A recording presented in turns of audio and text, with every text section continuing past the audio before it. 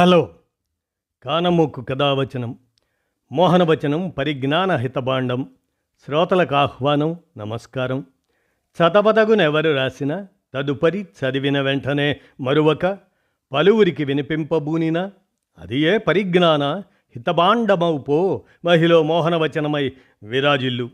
పరిజ్ఞాన హితబాండం లక్ష్యం ప్రతివారీ సమాచార హక్కు ఆస్ఫూర్తితోనే ఇప్పుడు హర్ష కాకడ్ విరచిత అంశంగా కెనడా అమెరికాలు అనేటువంటి అంశాన్ని ఇప్పుడు ప్రపంచ జ్ఞానంగా మీ కానమోక కథావచనం శ్రోతలకు మీ కానమోక స్వరంలో వినిపిస్తాను, వినండి.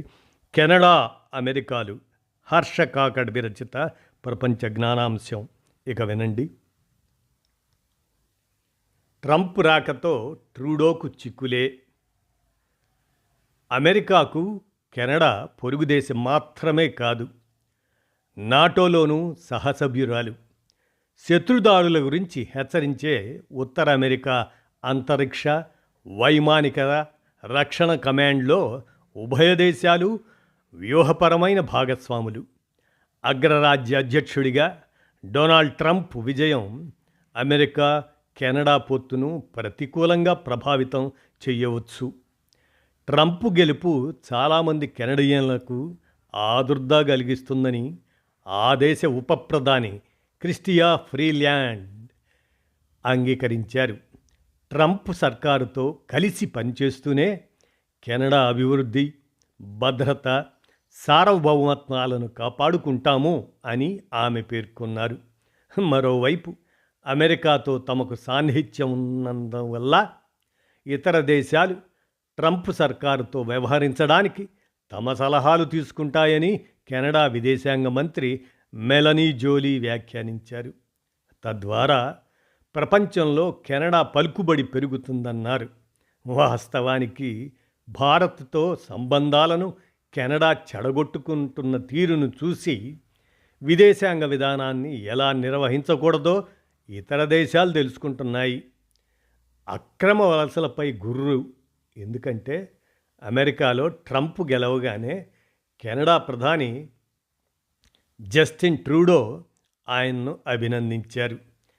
ఇతర దేశాలు అసూయపడేంత బలంగా అమెరికా కెనడా మైత్రి వర్ధిల్లుతుందని, రెండు దేశాల అభ్యున్నతి, భద్రత కోసం ట్రంప్తో చేతులు కలిపి కృషి చేస్తాను అన్నారు.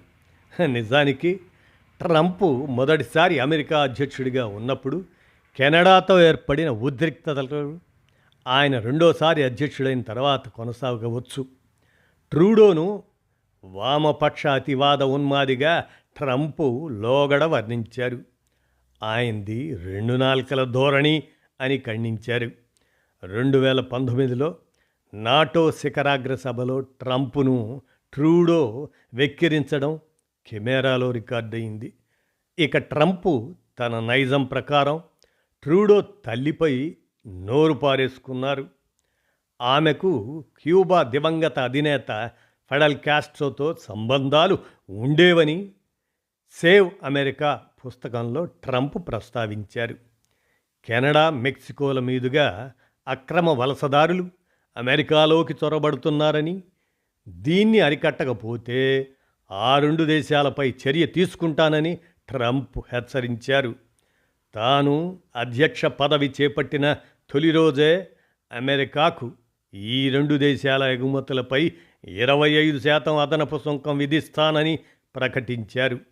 అంతటి భారాన్ని కెనడా తట్టుకోలేదని ట్రూడో చెప్పగా, అలాగైతే అమెరికాలో 51వ రాష్ట్రంగా కెనడా మారితే సరి అని ట్రంప్ జోక్ చేసినట్లు వినికిడి. కెనడాలో ట్రూడోకు జనాదరణ దారుణంగా పడిపోయింది.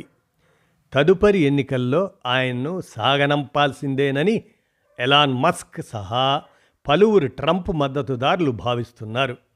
అమెరికాలో ఖలిస్తానీలపై ట్రంప్ ఉక్కుపాదం మోపుతారని ఆయన మద్దతుదారు, భారత సంతతి పారిశ్రామికవేత్త అయినటువంటి శలభ్ కుమార్ చెబుతున్నారు. ట్రూడో కూడా దారికి రాక తప్పదన్నారు. ఈ శలభ్ కుమార్ రిపబ్లికన్ పార్టీలో హిందూ కూటమి నాయకుడు, ట్రంప్కు సన్నిహితుడు, మరోవైపు ఖలిస్తానీవాది గురుపత్వంత్ సింగ్ పన్ను కూడా తాను ట్రంప్ సన్నిహితుడినేనని చాటుకోవడానికి 2019లో ఒక కార్యక్రమంలో తాను ప్రత్యేక ఆహ్వానితుడిగా పాల్గొన్న ఫోటోను ప్రచారంలో పెట్టారు. అప్పుడు ట్రంప్ అధ్యక్షుడిగా ఉన్నారు. అయితే పన్ను ఉగ్రవాది అని భారత్ ప్రకటించినది 2020లో. కాబట్టి ట్రంప్ రెండోసారి అధ్యక్ష పదవి చేపట్టిన తరువాత పరిస్థితులు మారిపోవచ్చు. మరి మోదీ మధ్యవర్తిత్వం అనే అంశంలో గురుపత్వంత్ సింగ్ పన్ను హత్యకు భారతీయ ఏజెంట్లు కుట్ర పన్నారని బైడెన్ సర్కారు చేస్తున్న యాగీకి ట్రంప్ ఫుల్ స్టాప్ పెట్టే అవకాశాలు ఉన్నాయి. తమ దేశంలో నిజ్జార్ను భారతీయ గూఢచారులే హత్య చేశారని కెనడా చేస్తున్న ఆరోపణలను ట్రంప్ సర్కారు పట్టించుకోకపోవచ్చు. కెనడా మాదిరిగా భారత్ తన ఎగుమతుల కోసం పూర్తిగా అమెరికా మీదే ఆధారపడి లేదు. దిగుమతులపై ట్రంప్ 20% అదనపు సుంకం విధించినా భారత్కు పెద్దగా నష్టం వాటిల్లదు. భారత్తో స్వేచ్ఛా వాణిజ్య ఒప్పందం కుదుర్చుకోవాలని అమెరికా ఆశిస్తున్నట్లు సెలబ్ కుమార్ చెప్పారు. కెనడా ఉక్రెయిన్కు ఆయుధ సహాయం చేస్తుంటే భారత ప్రధాని మోదీకి ట్రంప్ మాదిరిగానే రష్యా అధినేత పుతిన్తో మంచి సంబంధాలు ఉన్నాయి.